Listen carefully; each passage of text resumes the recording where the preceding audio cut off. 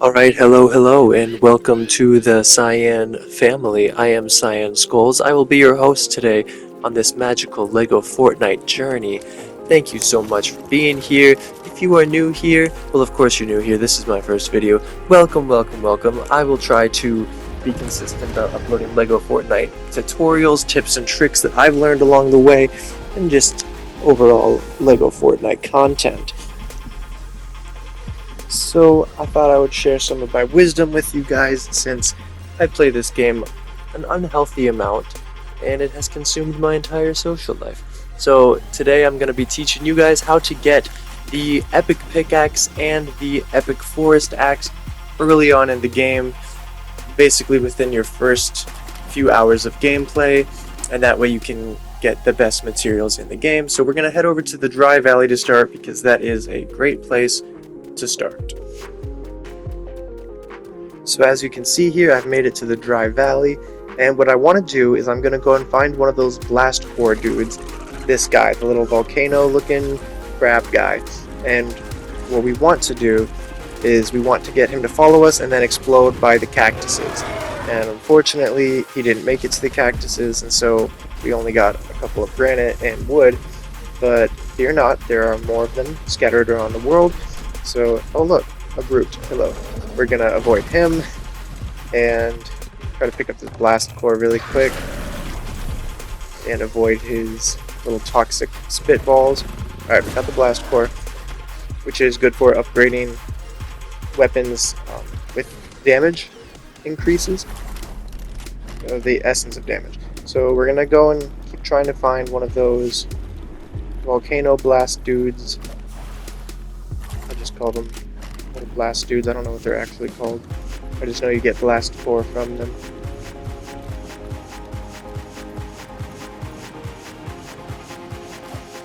Should be somewhere around here. Just gotta keep looking. I have visual sound effects turned on as well, which is another big tip for LEGO Fortnite, because then you can see what is around you. Like that, there is a pig that shows up. There's a wolf that shows up to my left. But right now we're on hunt for the volcano blast dudes.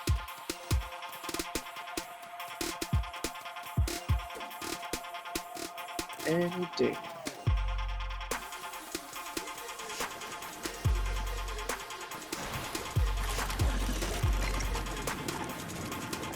Gotta love the dry valley. You can use all those geysers. Yay, we found one. Alright, so now we want to trick him into blowing up over here by the cactuses. Preferably we would want more cactuses, but for now this is what we got. So then once he does that, you're going to collect all that flex wood. See that right there? Flex wood. Okay, and then what we're going to do is glide over to try to find some sand wolves, because for this next step we're going to require, I think, 3 sand wolf claws. So luckily, thanks to our little HUD, I can see that there's some on the map, so I'm going to equip my sword. I equipped the Knotroot sword, just because that's like the beginner sword that you can get once you get Knotroot from the caves. I believe it requires 5 Knotroot rods. So we're just going to fight this annoying imbecile who keeps running away from us and almost killing us. But yes, now that we've gotten that, we have gotten our sand claws right there. We have more than enough. Alrighty, and so then once you're back at your crafting bench, I'm just going to place one here for the ease of the video, and you're also going to want to make a lumber mill.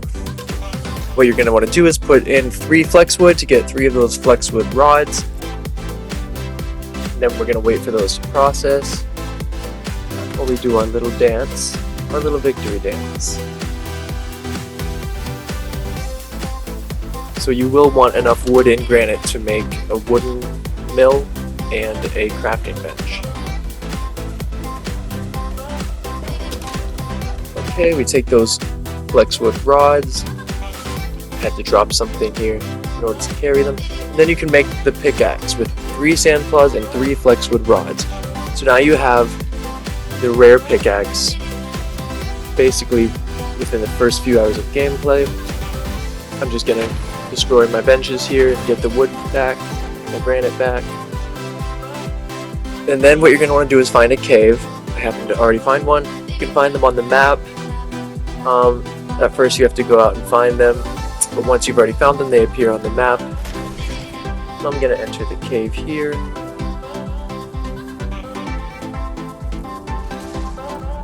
And then what I wanted to show you guys now is with this green rare pickaxe, you are able to mine bright core, which is one of the later game materials that you are required to get. I mean, you need this pickaxe for it, but normally it's a lot harder to get this pickaxe.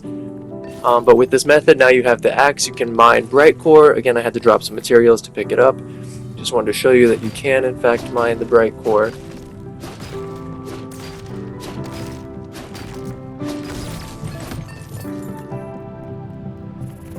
Look, there's another one of those blast dudes. We're going to take him out since he's already here. And then you also can mine obsidian, and obsidian is going to be very important for this next step. And here I just wanted to show you guys that you can also in fact mine copper with the same green rare pickaxe. Copper is important for the next step, but I would actually recommend going straight for the copper bars. This way you don't have to create a metal smelter quite yet, because that requires some blast core and bright core and something else that I forgot. I think it's obsidian. So you could go that route because you might need it later for the iron bars, but I'm about to show you a new method of getting copper bars without having to smelt the copper. And here I just wanted to show you that you can also get ruby with the same axe. Alright, now you could go the route of doing the metal smelter like I said, but that requires 15 bright core, 35 obsidian slabs, and 3 blast core. So it's a better alternative to just find these blue crates that you can find anywhere in the grasslands around these pre-built structures, and they will give you 4 copper bars if you break them with this green pickaxe. It's important to note that you do need the green pickaxe or higher tier in order to break those blue crates. And then if you break these as well, they're usually found in the same spot. You can get flex wood, which is another easy way to get flex wood. Alright, once you get out of the cave and you're back at your base, assuming you made it out of the cave alive, you want to go to your stone breaker, which can be made out of marble and knotroot, which can be found in the regular caves, the grasslands caves.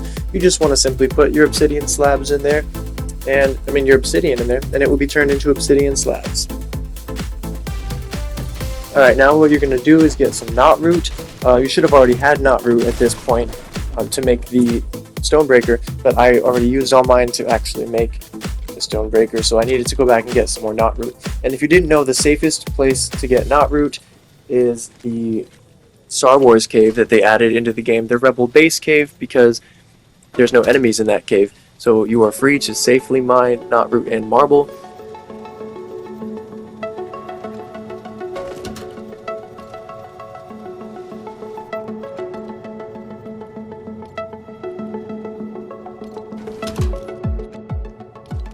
Now once you have 3 knotroot rods, all you have to do is go into the crafting bench and craft yourself a forest axe. And there you go, you have an epic forest axe pretty early on. Alrighty, now you're going to take that epic forest axe, you're going to make your way over to the frost biome, locate these trees, these pine trees covered in snow called frost pine. You're just going to whack them over and over with that forest axe until they break and you get the frost pine.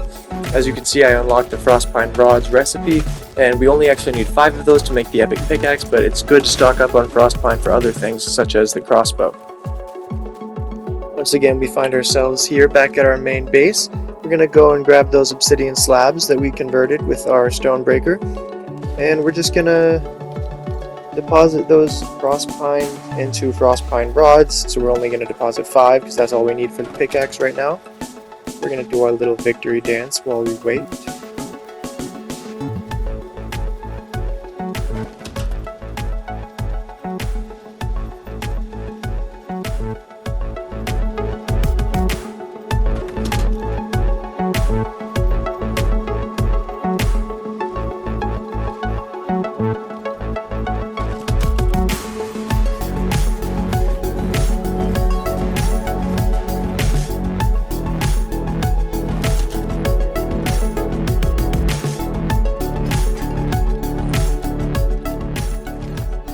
And at this point, you're all set to make your epic pickaxe.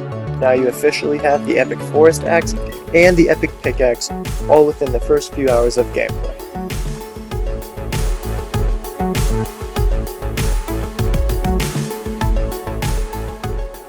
Then you're going to want to make your way back to the Frostlands biome. You're going to look for these pre-built castle structures that are everywhere, or the little log cabin structures will work as well. And basically inside you're just going to search for these chests, the grand chests, and you're going to get attacked by a bunch of spiders.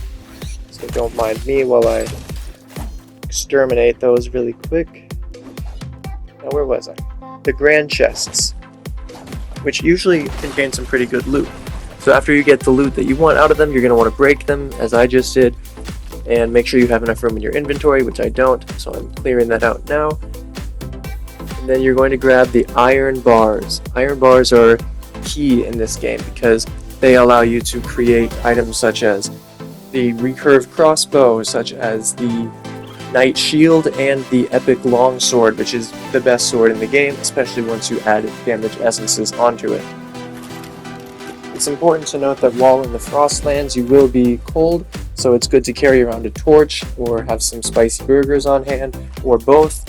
Eventually you can create an inner fire charm, but you're going to need the gem cutter for that, which you need ruby for, which we can get using the green pickaxe. Okay, I had to switch to my main account for this one because I did not have enough iron bars in that last one. But a good way to get iron bars is to go into the Frostlands caves because they have so many chests in there that you can break, but you will be freezing in there, so it's essential to have those inner fire charms for that. But anyways, we're in my main world now. I have a lot of iron bars, so I just wanted to showcase some of the things you can get, like the longsword, the knight shield, the shovel, and the recurve crossbow, which also requires frostpine and drawstring. Well guys, there you have it. That's how to get the epic pickaxe and epic forest axe in early hours of gameplay. So I'm pretty sure that's the fastest method. If not, let me know in the comments. But I just wish I had seen a video like this when I first started, because it took me hours and hours of grinding, and probably actually months of grinding in order to even get to where I am today. Again, this isn't my main world. This is just another world I created, not for the purpose of this video, but just for the purpose of starting over. It always is fun to make new worlds. But yeah, this is what I want to do. You know, this was my first YouTube video, so I'm sorry if it was a little rough, but let me know if you guys liked it. Let me know if it helped you out in the comments, and consider liking and subscribing. That would be awesome. I do plan on making a lot more LEGO Fortnite videos, so thanks for watching. I'll catch you next time. Peace.